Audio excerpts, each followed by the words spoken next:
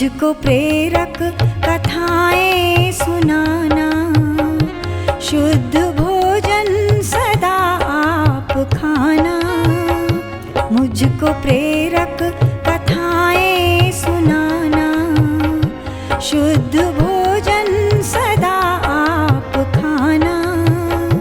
देह मन को सुविकसित बनाए, ऐसा परिपुष्ट आधार दो माँ। देह मन को सुविकसित बनाए, ऐसा परिपुष्ट आधार दो माँ। ऐसा परिपुष्ट आधार दो माँ। ऐसा परिपुष्ट आधार दो माँ। मुझको भरपूर विस्तार दो माँ।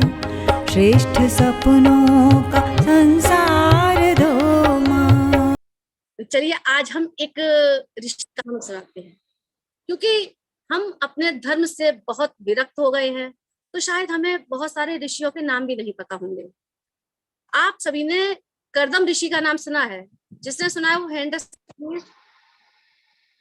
ओके ओके, क्या आप मैसेज डाल सकते हैं कि कर्दम ऋषि कौन थे, अगर आपने सुना है नाम तो?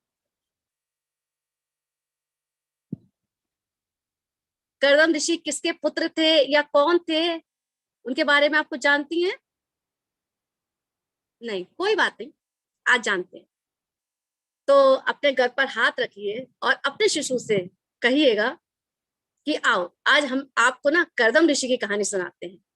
कनेक्ट होइए अपने बच्चे से, और हमें हमारे ऋषियों के बारे में जानकारी हो बहुत जरूरी है, क्योंकि हम जब अपनों के ही बारे में नहीं जानेंगे, हम ही नहीं जानेंगे, तो हम अपने शिशुओं को क्या सिखाएंगे।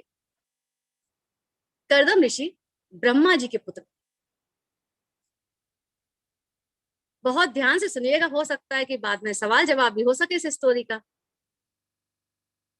कर्दम ऋषि जो थे वो ब्रह्मा जी के पुत्र थे।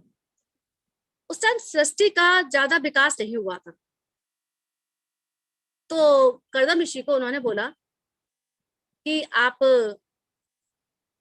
इस सृष्टि को आगे बढ़ाइए। ब्रह्मा जी ने बोला, पर कर्दम ऋषि जो थे ना वो जन्म से ही विरक्ति टाइप के थे। उनको ना गृहस्थी वगैरह में कुछ ज्यादा रुचि नहीं थी।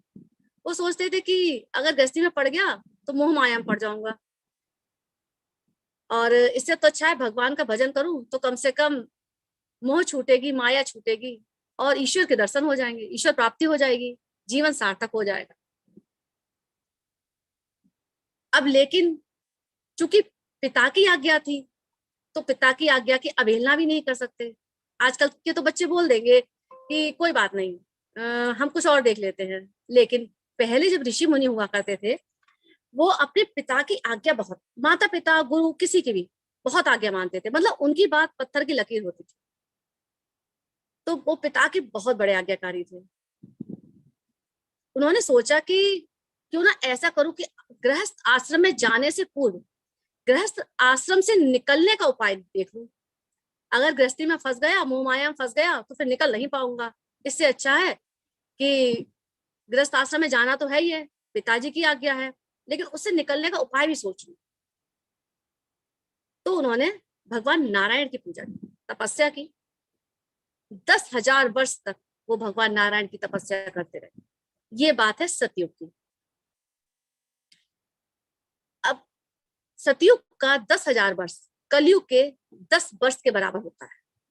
यदि आप कलयुग में 10 वर्ष तपस्या करते हैं, तो सतयुग के 10,000 बराबर तप का फल आपको मिलता है। उन्होंने 10,000 वर्ष तपस्या की, ईश्वर ने दर्शन भी दिए। जब ईश्वर अपने साक्षात पूरे विराट स्वरूप में ऋषि कर्दम के सामने खड़े थे, तो कर्दम ऋषि की आंखों में आंसू थे खुशी के कि आज उनको ईश्वर प्राप्ति हो गई। ईश्वर ने पूछा, मांगो, क्या मांगते हो? कर्दम ऋषि ने कहा, प्रभु आपसे कुछ तो छुपा है नहीं। पिता की आज्ञा है कि गृहस्थ जीवन में प्रवेश करूं, किंतु मेरा मन गृहस्थ जीवन में नहीं लगता है। और आप जिसको मिल गए, अगर वो बेटा मांगे, बेटी मांगे, घर मांगे, दौलत मांगे, तो क्या मांगा? वो तो मोह माया के द्वारा ठगा गया।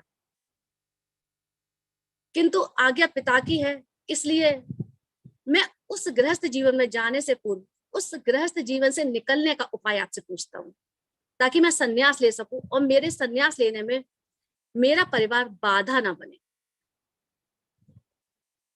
ईश्वर मुस्कुराए, कहने लगे कैसा भक्त है, 10,000 वर्ष तक तपस्या की और मांगा भी तो क्या? ग्रस्त में जाने और उससे निकलने का उपाय। भगवान विष्णु की आंखों में आंसू आ गए और इतना अश्रुपात हुआ कि वहां एक सरोवर बन गया। जिस जगह की ये वार्ता है उस जगह की बात हम कर रहे हैं। उस जगह सरोवर बन गया, उसका नाम है बिंदु सरोवर। वो गुजरात में अब भी बिंदु सरोवर के नाम से जाना जाता है। तब विष्णु भगवान ने कहा कि तुमने इतनी तपस्या की और अपने लिए कुछ नहीं मांगा, मैं तुम्हें वरदान देता हूं कि जब तुम शादी करोगे तब मैं तुम्हारे यहाँ पुत्र रूप में पैदा होऊंगा। इतना कहकर भगवान तो चले गए। अब कर्दम ऋषि को ये था कि शादी वो करें किससे, क्योंकि उन्हें तो यही नहीं पता था कि उनकी शादी होनी किससे है, कहाँ से होनी है। उन्होंने फिर भगवान का ध्यान किया। तब उन्होंने कहा कि मैंने तुम्हारे लिए लड़की खोज ली है और तुम्हारे यहाँ खुद वो लोग आएंगे। तुम्हारी पत्नी होगी मनु शतरूपा की पुत्री देवहूति। देवहूति का मतलब होता है जिसके कारण हम देवों का आवाहन करें। उसका मतलब होता है देवहूति। कुछ समय गुजरा, मनु शतरूपा आए, अपनी पुत्री को साथ लेके आए। अब जिसका चयन भगवान ने किया हो तो उसमें कोई खोट तो नहीं हो सकता है, लेकिन फिर भी उन्होंने देवहूति की परीक्षा लेने की सोची। तो किया क्या उन्होंने? मनु थे, शतरूपा थी। मनु शतरूपा का नाम तो शायद सभी ने सुना होगा। हाँ, देवहूति नाम शायद पहला हो सकता है। तो उन्होंने 3 आसन डाले। मनु बैठ गए, शतरूपा बैठ गई। अब देवहूति कैसे बैठी, क्योंकि कर्दम ऋषि भी खड़े थे। तो कर्दम ऋषि ने कहा कि देवी आप बैठिए, ये आसन मैंने आप ही के लिए ही डाला है। अब अगर वो पति के डाले हुए, क्योंकि भविष्य में वो उनके होने वाले पति हैं, अगर वो पति के डाले हुए आसन पर बैठती हैं तो उन्हें पाप लगता है, और नहीं बैठती हैं तो तब भी उन्हें पाप लगता है, क्योंकि उन्हें कर्दम ऋषि ने आसन दिया है। वो आसन न लेने का पाप है। यानी कि वो दोनों तरफ से दुविधा में थी कि वो आसन पर बैठे या ना बैठे। उन्होंने क्या किया कि जो तीसरा आसन था उस पर हाथ रखा और हाथ रख के आसन के समीप बैठ गई। यानी कि वो कर्दम ऋषि की परीक्षा में प्रवेश कर गई और पास भी हो गई। खैर, देवहूति का विवाह हुआ ऋषि कर्दम जी के साथ, और कर्दम जी देवहूति को लेके अपनी छोटी सी कुटिया में चले गए। जब देवहूति उनकी कुटिया में आई तो उन्होंने देखा कि खरगोश, शेर, गाय, हिरन सभी एक तालाब से पानी पी रहे हैं। आप सोच सकते हो, खरगोश और शेर और हिरन और गाय तीनों चारों एक तालाब से पानी पीने का अर्थ क्या होता है? शेर मांसाहारी होता है, वो किसी को नहीं छोड़ेगा। किंतु वहां सब एक ही साथ एक ही सरोवर से पानी पी रहे। उन्हें बड़ा आश्चर्य हुआ। ये था कर्दम ऋषि के मंत्रों का प्रभाव। हम लोग जो मंत्र बुलवाते हैं आपसे और बार बार मंत्रों की बात करते हैं, उसका सिर्फ यही रीजन है कि मंत्रों में बहुत बड़ा प्रभाव होता है। इसीलिए हम कहते हैं कि मंत्रों के प्रभाव से आप अपने बच्चे को अछूता ना रखें। खैर, वो आके रहने लगी, अपने पति की सेवा करने लगी। अब वो पत्नी तो ले आए, लेकिन वो भजन में इतने मगन हो गए कि यही भूल गए कि हमने शादी की है। बेचारी सुबह शाम सफाई करती, काम करती, उनके लिए पूरा तैयारी करती, पूजा पाठ की। अचानक उन्हें बहुत टाइम बाद होश आया। पूछा, देवी आप कौन है, आप यहाँ क्या कर रही हैं? अब अगर कोई अपनी पत्नी से पूछे कि देवी आप यहाँ क्या कर रही हैं, तो शायद पत्नी को तो बड़ा शौक लगेगा, पर उन्हें नहीं लगा, क्योंकि वो जानती थी कि मेरे पति बहुत बड़े ऋषि भी हैं और उनको इन सब चीजों से कोई दिलचस्पी नहीं है गृहस्थी से। वो तो सिर्फ अपने पिता की आज्ञा के लिए शादी की थी मुझसे। उन्होंने कहा कि शायद आप भूल गए, मैं आपकी पत्नी हूँ और आपने मुझसे विवाह किया था, और स्वयं नारायण ने हमसे कहा था कि हम आपके यहाँ पुत्र रूप में पैदा होंगे। तब तो उन्हें याद आया कि हाँ, मैंने विवाह तो नारायण को घर में लाने के लिए किया था। फिर उन्होंने, अब क्योंकि वो झोपड़ी में रहते थे और काफी टाइम भी हो गया था, तो शरीर भी थोड़ा सा ढल रहा था, तो उन्होंने अपनी पत्नी से कहा कि जो ये बिंदु सरोवर है इसमें स्नान करो। उन्होंने स्नान किया तो वो 16 साल की युवती हो गई, और स्वयं स्नान किया तो वो 21 साल की युवक हो गई। यानी कि बहुत खूबसूरत जोड़ा हो गया वो दोनों का। उन्होंने एक मकान तैयार किया जिसमें 1000 कमरे थे। उन्होंने फिर आवाहन किया तो वहां 1000 दासियां आ गई, क्योंकि एक कमरे के लिए एक दासी। यानी कि देवभूति को कोई प्रॉब्लम नहीं है वहां सफाई की, किसी चीज की। ये था मंत्रों का प्रभाव, जिससे उन्होंने उस मकान का यानी भवन का निर्माण किया और वहां सारी सुविधाएं अपनी पत्नी को दे दी। अब वो मकान नहीं था, वो था विमान। विश्व का पहला विमान करदम ऋषि ने ही बनाया था, और वो चलता था मकान मंत्रों की शक्ति से। उन्होंने आवाहन किया मंत्रों का और उस भवन को आदेश दिया कि चलें नंदन भवन, जहां देवी देवता अपने पूरे वैभव के साथ रहते हैं। वो मकान उड़ने लगा, और उड़ते उड़ते इतना समय हो गया कि उसी भवन में ऋषि करदम और देवहूति ने अपनी 9 कन्याओं को जन्म दिया। क्योंकि टाइम बहुत हो गया था, तो करदम ऋषि ने कहा कि देवी, अब बहुत टाइम हो गया है आपके साथ, और समय बहुत व्यतीत हो बर्बाद हो गया है मेरा। उनको तो बर्बाद ही लग रहा था, क्योंकि मानवीय बात है, जो ऋषि हो, और ऋषि का मतलब होता है रिसर्च करना। वो रिसर्च करते थे। अगर वो रिसर्च नहीं कर रहे होते तो वो भवन हवा में उड़ नहीं रहा होता। आज हमारे जो WHO है या जो भी वैज्ञानिक है, वो अगर रिसर्च करते हैं तो हिंदू धर्म में जो जो लिखा हुआ है उन्हीं पर रिसर्च करते हैं।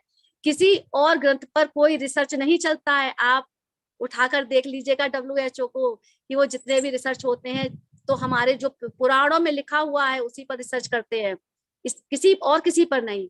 तो ऋषि का मतलब होता है रिसर्च। वो रिसर्च करते थे, तो उन्हें लगा कि ये जो मेरा गृहस्थी में टाइम जा रहा है बहुत बेकार जा रहा है। अच्छा, इससे पहले हम आपको एक बात बता दें, करदम ऋषि की 9 कन्याएं हुई, जिनका नाम था कला, अनुसुईया, श्रद्धा, हविर्भू, गति, क्रिया, खयाति, अरुंधति, शांति। ये थी करदम ऋषि की कन्याएं 9। और इनकी शादी किससे हुई है? इनकी शादी हुई सप्त ऋषियों से।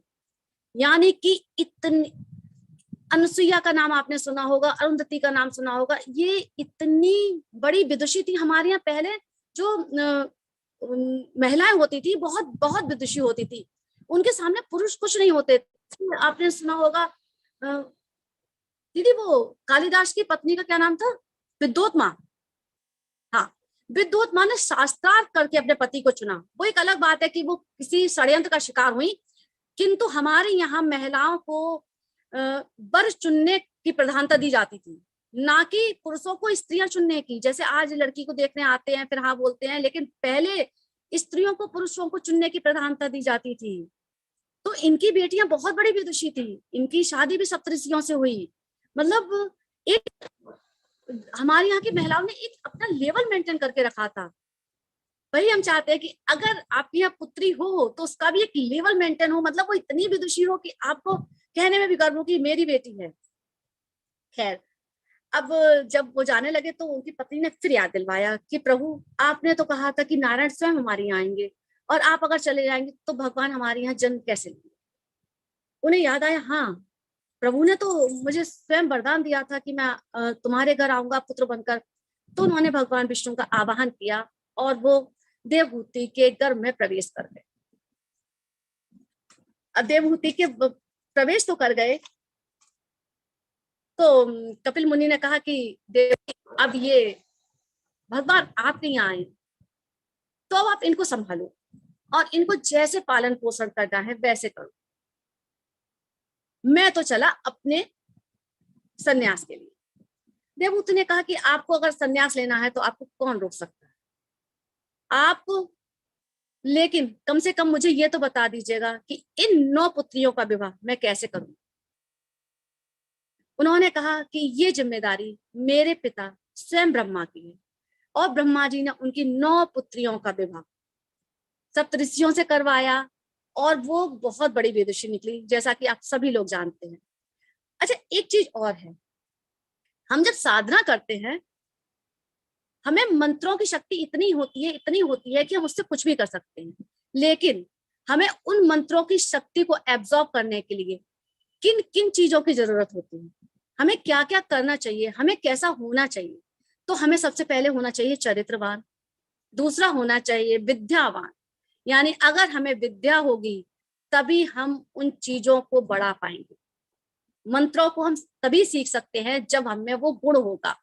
और तीसरा होना चाहिए साधना, यानी कि टाइम का बिल्कुल पंक्चुअल होना। अगर हमें सुबह 4 बजे उठना है तो मतलब उठना है, अगर हमें 2 बजे ये काम करना है तो करना है, हमें 1 बजे ये काम करना। जैसे हम योगा का सेशन डालते हैं, किंतु बहनें आती नहीं है, बेचारी दीदी जितने भी लोग आते हैं उनको लेके और योगा सिखाती हैं, वो आपके बेनिफिट के लिए है, वो दीदी को बेनिफिट नहीं दे रहा, वो तो और क्लासेस लेती हैं, उनको तो बेनिफिट हो ही जाएगा। किंतु आप बहनों के लिए हम लोग योगा की क्लासेस जो देते हैं, तो आप कोशिश करिएगा कि जल्दी से जल्दी जाएं उस क्लास में और उस क्लास को अटेंड करें, ताकि हमारा भी जो इतना हम लोग कर रहे हैं उससे थोड़ा आप लोगों का सहयोग हो और आपका भी बेबी बहुत क्रिएटिव हो।